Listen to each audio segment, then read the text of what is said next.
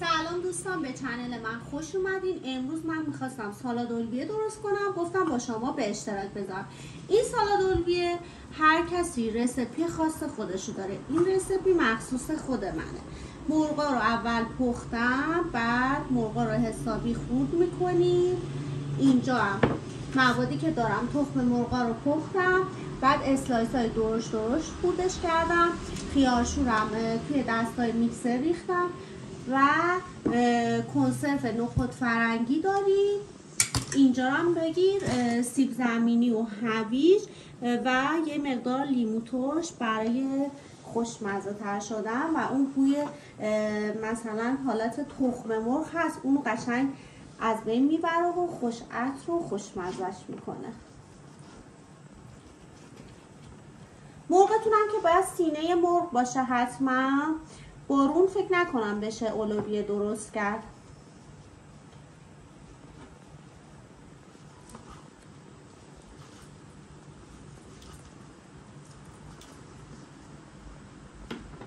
مرغامونو که ریش کردیم به این مواد تخم مرغ و خیارشورمون اضافه میکنیم.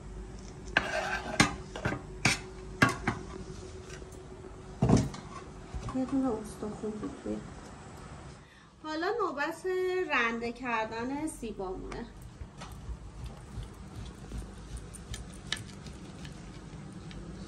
سیب زمینیامون هم حسابی پخته رنده میکنید. بچه اگر خواستید سیب زمینیاتون رو آب پس کنید برای اینکه اون حالت چسبندگی و کش نیاد توی رنده، میتونید توی آب سیب زمینیتون نمک اضافه کنید.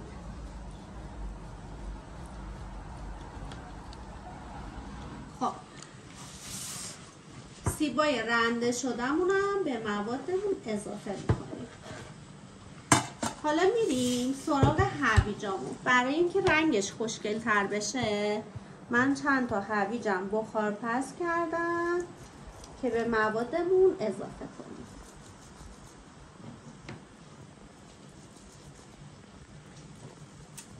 خب هویجامونم رنده کردیم، بریم هویجامونم اضافه کنیم.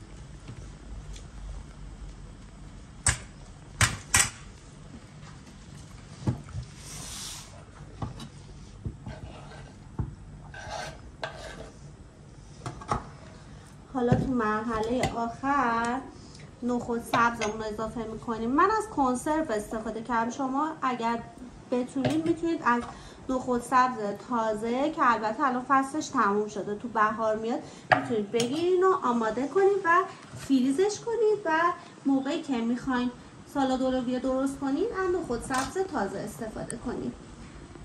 لیمو ترشمون هم آبش رو میگیریم.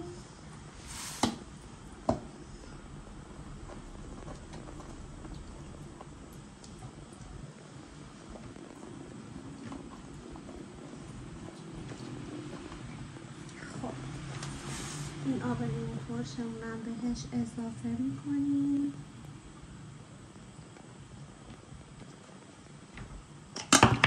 ادویه‌ام من فقط از نمک و فلفل استفاده میکنم که مزه الویه‌مون تغییر نکنه. از فلفل سیاه استفاده کردم. خب حالا میریم سراغ سس مایونزمون.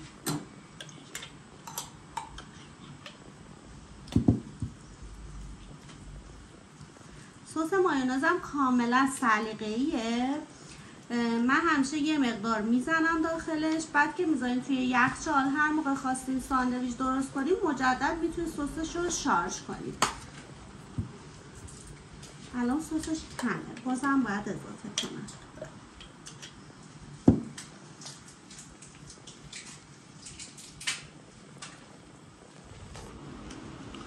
من به اندازه یه قاشق روغن زیتونم میخوام بهش اضافه کنم.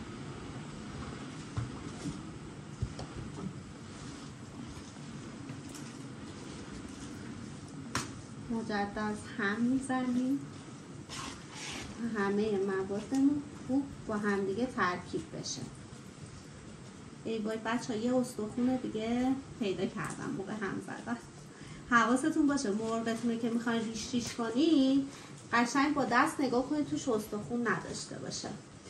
خب بریم یه ساندویچ هم بگیریم ببینیم چطوری شد.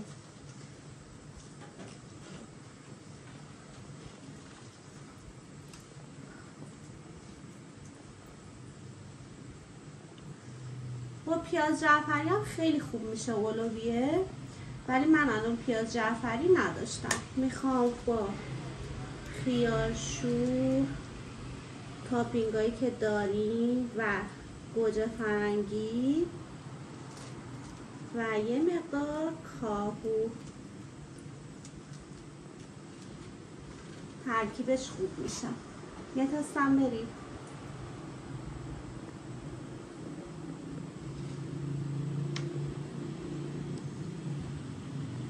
عالی شده. حتما این رسیپی رو تو خونه هاتون درستش کنید. پیج منو سابسکرایب کنید، زنگوله رو فعال کنید که پست جدید گذاشتیم بهتون نمایش بدن.